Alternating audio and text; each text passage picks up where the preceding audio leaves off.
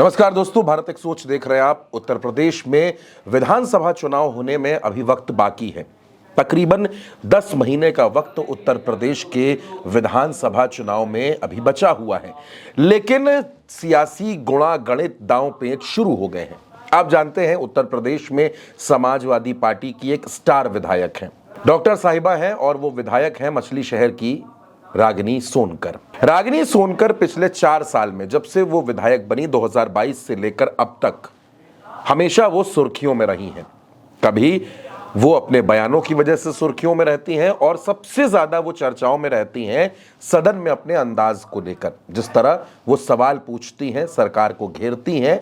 उत्तर प्रदेश में अगर आप किसी से पूछिए तो वो किसी विधायक को जानता हो ना जानता हो, लेकिन रागिनी सोनकर को जरूर जानता है। रागिनी सोनकर 2022 में चुनाव जीती, विधायक बनी और लगातार वो सक्रिय हैं। एक विपक्ष के विधायक को जितना काम करना चाहिए, जितना सक्रिय होना चाहिए, उतनी सक्रिय रागिनी सोनकर अपने क्षेत्र में रहती हैं। लेकिन दोस्तों, ये राजनीति है। अब मछली शहर में रागिनी सोनकर को घेरने के लिए किलेबंदी शुरू हो रही है।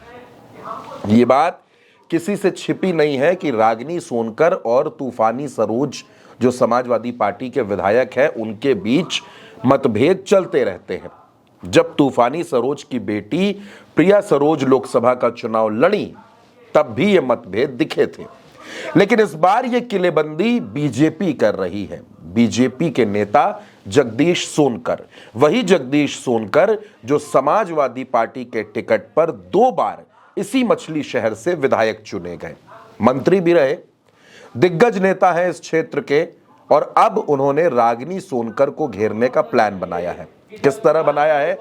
दरअसल जगदीश सोनकर ने अपनी राजनीतिक विरासत अपनी बहू को सौंपने का मन बना लिया है। उनकी बहू पारिजात सोनकर, पारिजात सुप्रीम कोर्ट में अधिवक्ता हैं और अब वो अपने ससुर के आदेश पर मछली शहर की राजनीति को संभालने के लिए सक्रिय हो रही हैं। बीते दिनों एक कार्यक्रम का आयोजन किया, महिला सम्मेलन कार्यक्रम का, जिसमें पारिजात सोनकर मुख्य वक्ता के तौर पर उपस्थित थी। उन्होंने महिलाओं को संबोधित किया, उनसे संवाद किया। मछली शहर के जो लोग हैं, जो वहाँ की सियासत को समझते हैं, उनका ये कहना है कि दरअसल जगदीश सोनकर ने यह कार्यक्रम इसीलिए रखा था ताकि अपनी बहू पारिजात की पॉलिटिकल लॉन्चिंग कर सकें, यानी पारिजात का परिचय जनता के बीच में करवाया जा सके। दोस्तों, 2022 के चुनाव में बीजेपी ने मेहिलाल गौतम को इस सीट पर उतारा था, लेकिन रागिनी सोनकर ने उनको चुनाव हरा दिया था और ये सीट समाजवादी पार्टी जीत गई थी। लगातार समाजवादी पार्टी का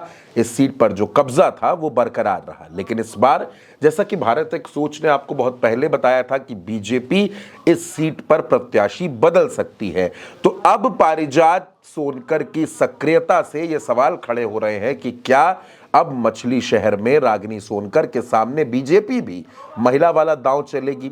दोस्तों, इस बात में कोई दो राय नहीं है कि इस बार के चुनाव में महिलाओं को बड़ी संख्या में टिकट मिलेगा। चाहे बीजेपी हो, सपा हो, कांग्रेस हो, बसपा हो, हर जगह महिलाओं को टिकट खूब मिलेंगे, चुनाव लड़ने का मौका खूब मिलेगा।